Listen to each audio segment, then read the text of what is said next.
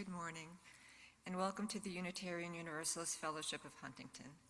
I'm Martha Ketteridge, your worship associate this morning. I use she and her as my pronouns. Whatever brought you here today, we're glad you came.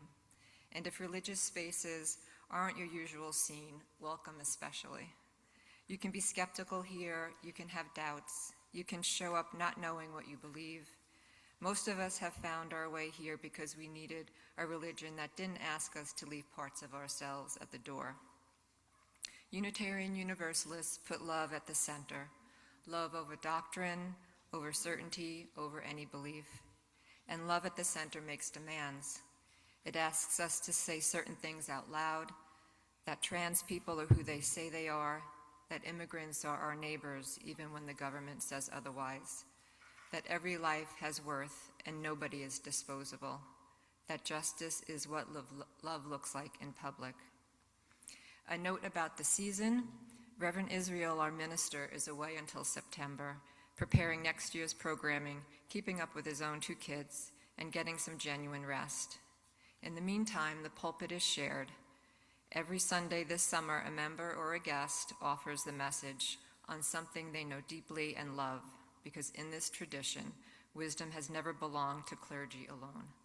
Today, the morning is in Trudy's hands.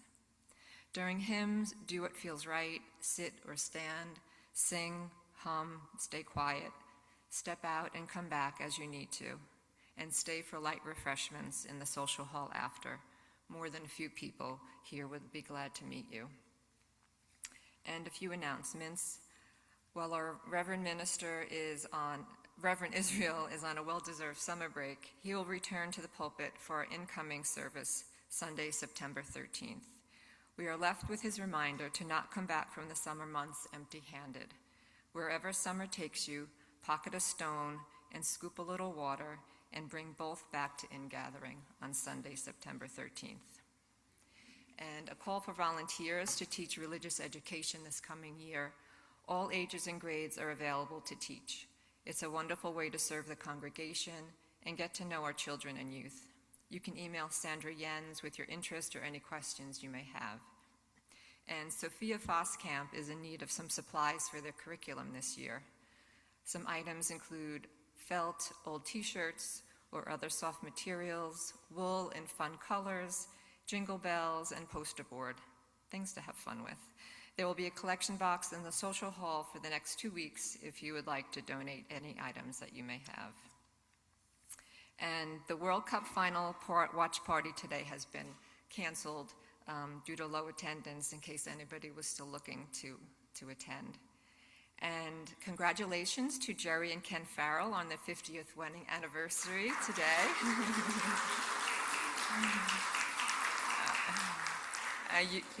You can join us in the social hall after the service for cake to help celebrate.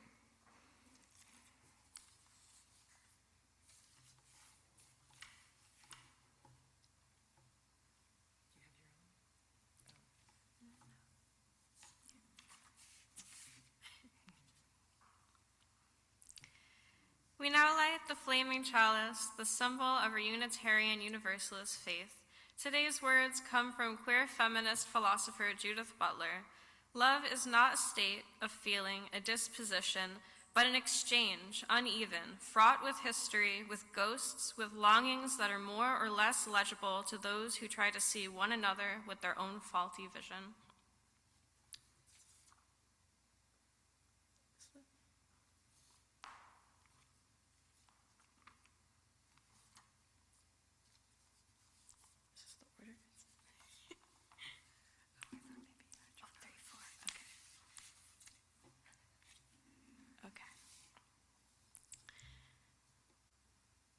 Now I invite you to a prayer to the ancestors. In pagan practice, it is common to welcome benevolent spirits into the circle to be welcomed in this sacred space with us. Today I'm going to be welcoming my ancestors that are not related to me by blood, but by experience and the covenant of our love. I ask you to hold them in your hearts throughout the service as we light our candles, pray, and sing for one another, as they once had to do in secrecy. Today, I invite into our circle 300,000 LGBT individuals who lost their lives to the AIDS crisis, 15,000 of us who were imprisoned in concentration camps, some only to be freed and imprisoned again because homosexuality was still outlawed by the countries that rescued them. My ancestors who were given conversion therapies, so-called medicines that would fix our mental illnesses. Those who were lost in institutions, lost to suicide, lost to violent attacks. I call upon my ancestors to make us brave and strong, just like they were in every era before, and I call upon those who have always existed as we exist now, and we will exist forever. So mote it be.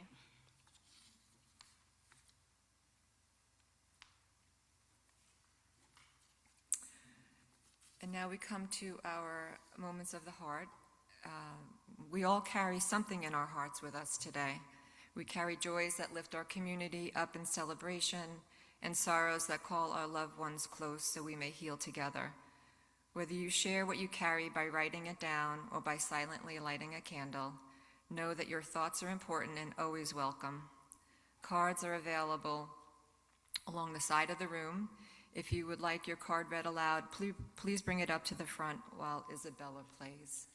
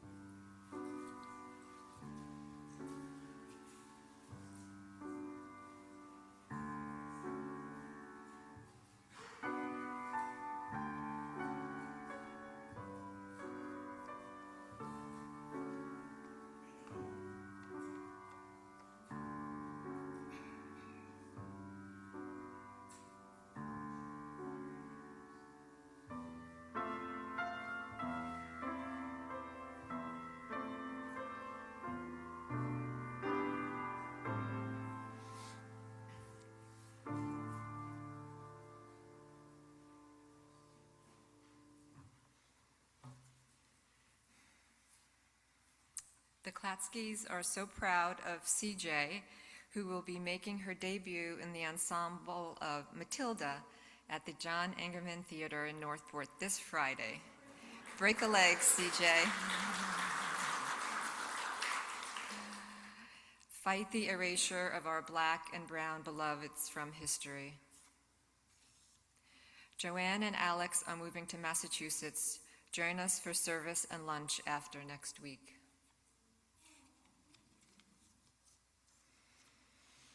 We continue this tradition of sharing what is in our hearts as a reminder that no one is ever alone. Many of us are afraid to burden others with our emotions, and we forget that sharing what brings us joy and even sorrow gives our friends the opportunity to express the love they long to share with us. It is expressed in the poem De Profundis by Oscar Wilde, a poem he wrote to his partner while in prison. If after I am free, a friend of mine had a sorrow and refused to allow me to share it, I should feel it most bitterly. If he shuts the doors of the house of mourning against me, I would come back again and again and beg to be admitted, so that I might share in what I was entitled to share in. Let us take a moment in silence to meditate on what was shared, spoken and unspoken, by our beloved community today.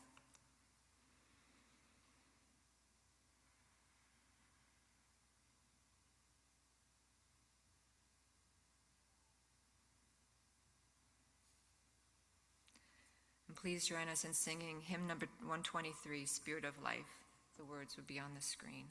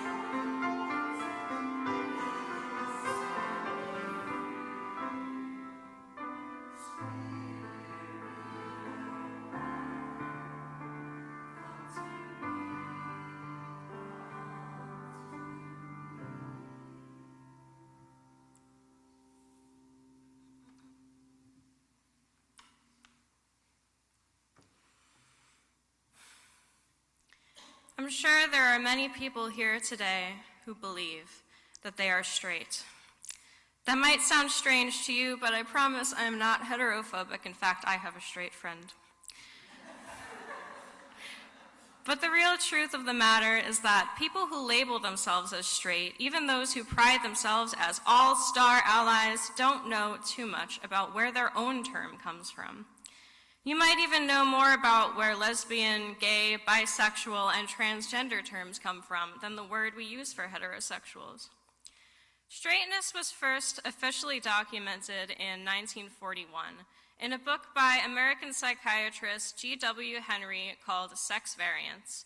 It was a revolutionary work at the time because it claimed that arresting people for being gay wasn't working out so great, and they should just be gently persuaded to stop doing all of that instead.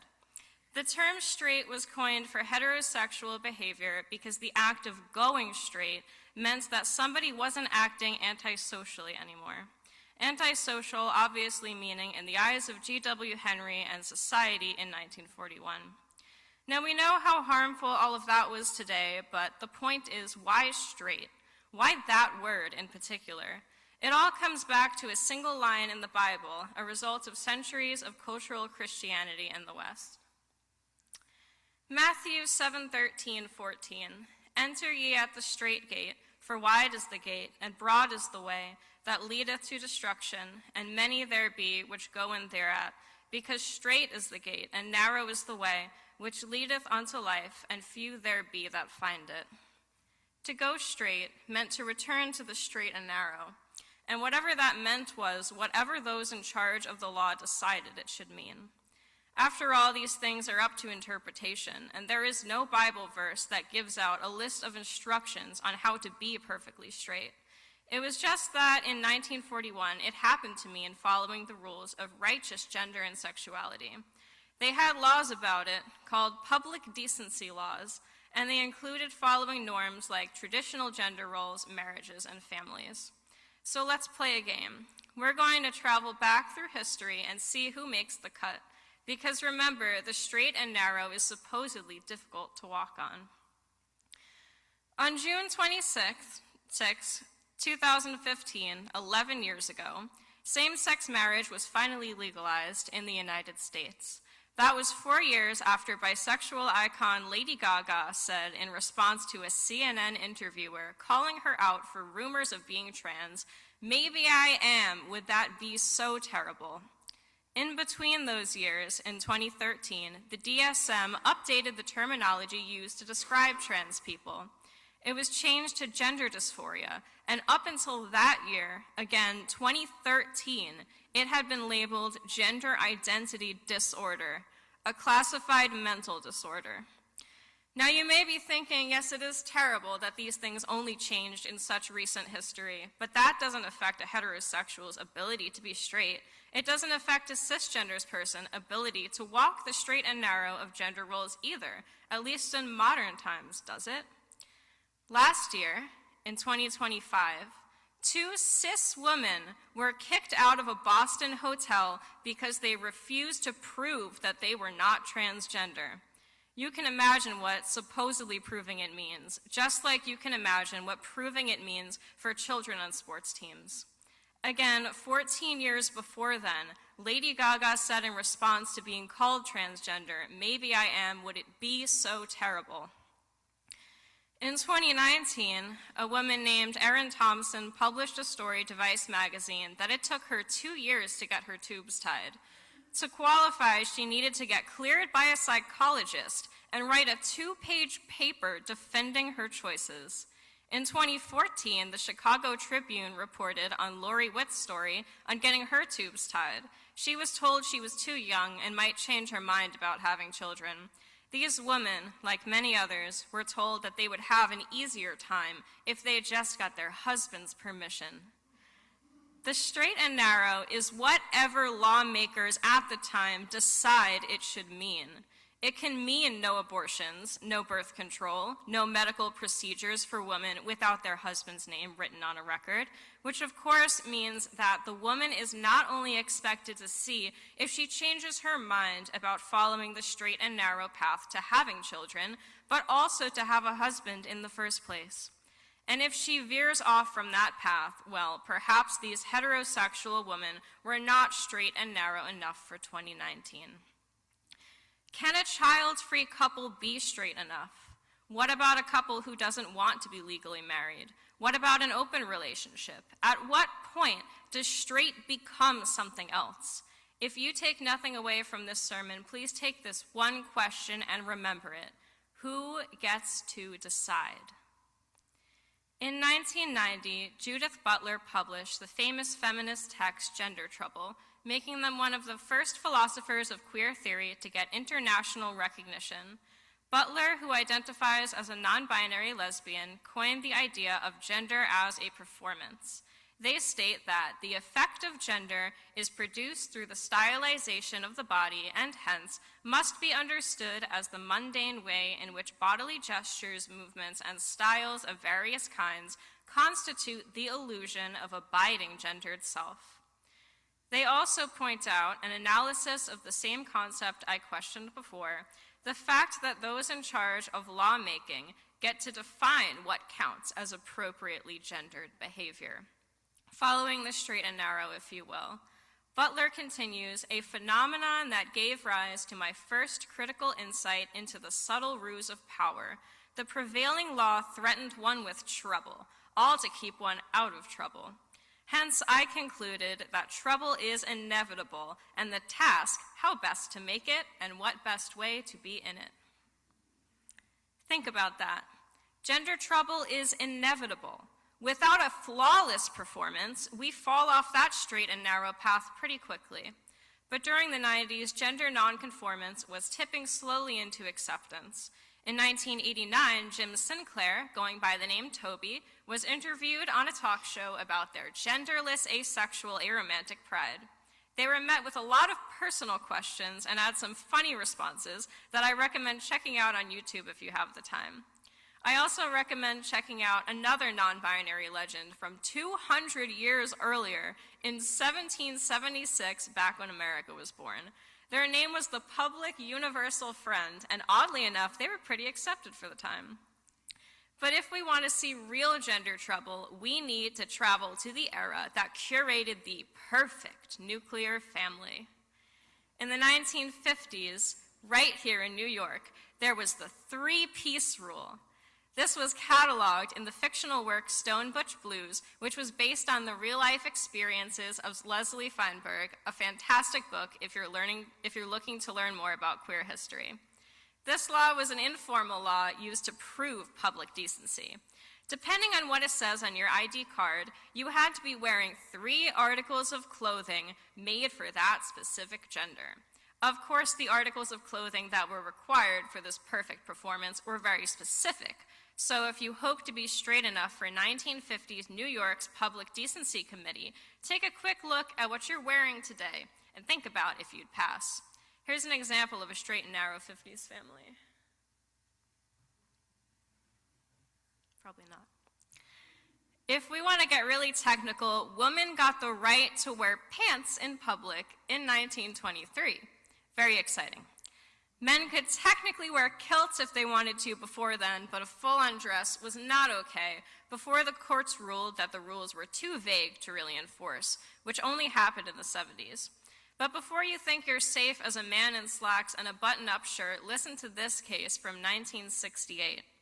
New York City resident Martin Boyce recalls that on Halloween 1968, a cop arrested him in Queens because his Oscar Wilde costume was too feminine. In case you don't know how Oscar Wilde dressed, let's look at an example. Men, if you have ever worn a suit or a fluffy coat remotely similar to these, you are apparently not on the straight and narrow road of Queens in 1968. In this example, even as a man dressed as another man does not pass as good enough because what's good enough is only straight.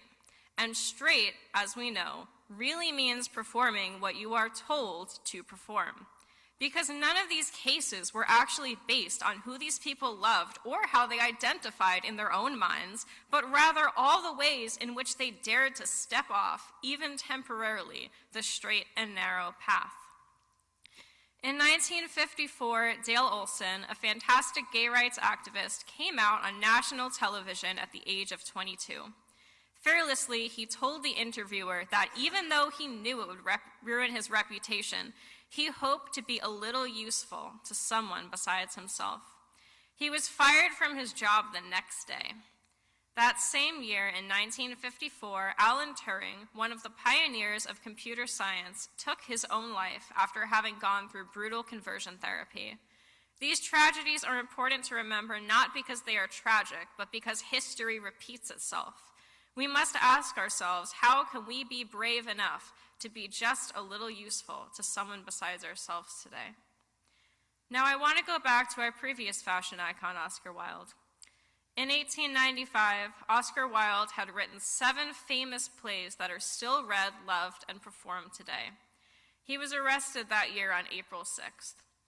Rather than flee to France and live in silent exile for the rest of his life, he chose to try and stay, saying, "I shall do my sentence, whatever it is." He was convicted of gross indecency and sentenced to 2 years of hard labor before he was exiled. When he died 3 years later, all he was remembered was a criminal.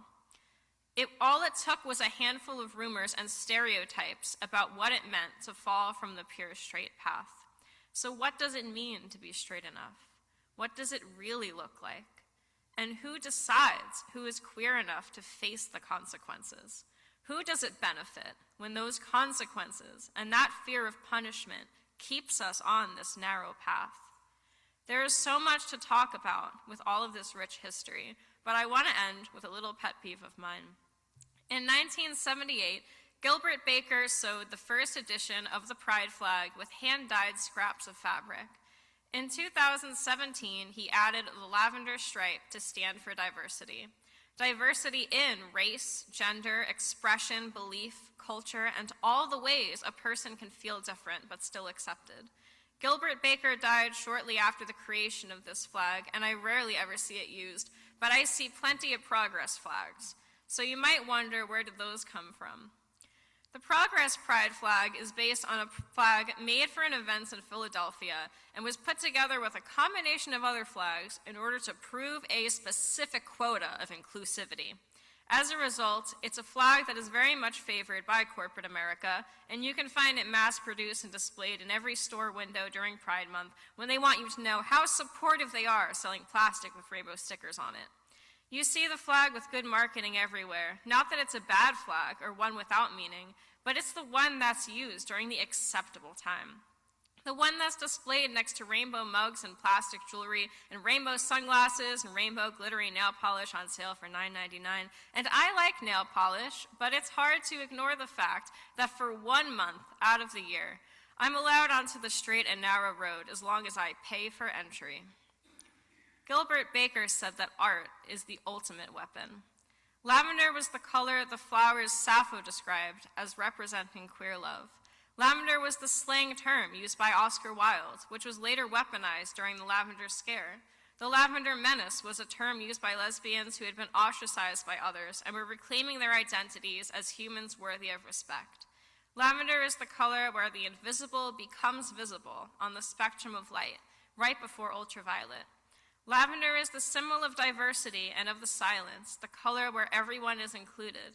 That's what the lavender stripe flag means to me, and as much as I wish it was used more, in a way I'm glad it hasn't come to represent what a so-called acceptable gay person is.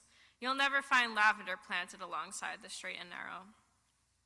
In spiritual community, we come together as individuals on many paths, but once together we form a single light like our chalice. In a light rest all the diverse colors of the rainbow, but where could you ever place a boundary? Where between each color of the spectrum can you fit a straight and narrow line? What could ever be perfect enough in the eyes of who gets to decide, and who do we let decide? Why do we try to widen the narrow straight when we can step off to join hands with those who walk in the flowers? My answer to all of these questions is in my favorite political poem by Martin Niemöller. First they came for the socialists, and I did not speak out, because I was not a socialist. Then they came for the trade unionists, and I did not speak out, because I was not a trade unionist. Then they came for the Jews, and I did not speak out, because I was not a Jew. Then they came for me, and there was no one left to speak for me.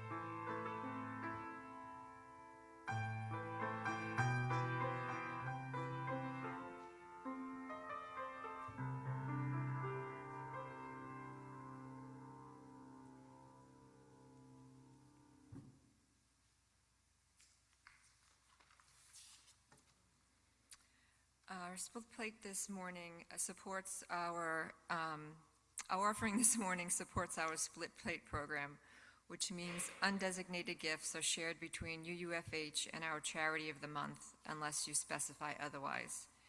We use Realm for electronic giving, and you can scan the QR code on the screen or text to UUFH to 73256, or use our Realm app if you have it on your phone. The default fund is Sunday Split Plate, but you can adjust it using the drop-down menu. This month, our charity of the month is Long Island Cares, funded by the late Harry Chapin in 1980. Long Island Cares, the Harry Chapin Food Bank, has worked for more than 4 decades to ensure that no Long Islander goes hungry. Today, that mission is more critical than ever. The price of groceries has climbed dramatically, transportation costs remain high, and household budgets are stretched beyond their limits. Hunger does not discriminate, and in this moment, helping our neighbors is a revolutionary act of compassion. Any funds raised through this congregation's split plate offering will directly support the Long Island Cares Huntington Station Food Pantry, helping provide nutritious food and essential support to local children, families, veterans, seniors, and individuals experiencing hardship.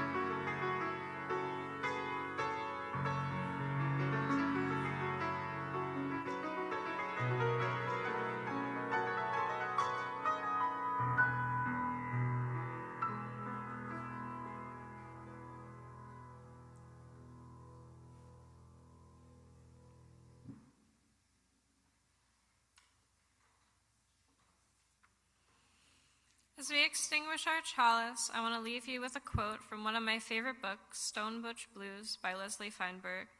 This quote is a reminder to all of us, regardless of our gender or sexuality, that we are worthy of love exactly the way that we are.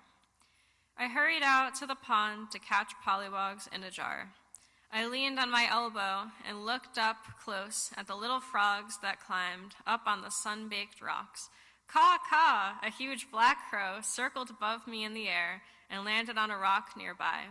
We looked at each other in silence. Crow, are you a boy or a girl? Caw, caw. I laughed and rolled over on my back. The sky was crayon blue. I pretended I was lying on white cotton clouds. The earth was damp against my back. The sun was hot and the breeze was cool. I felt happy.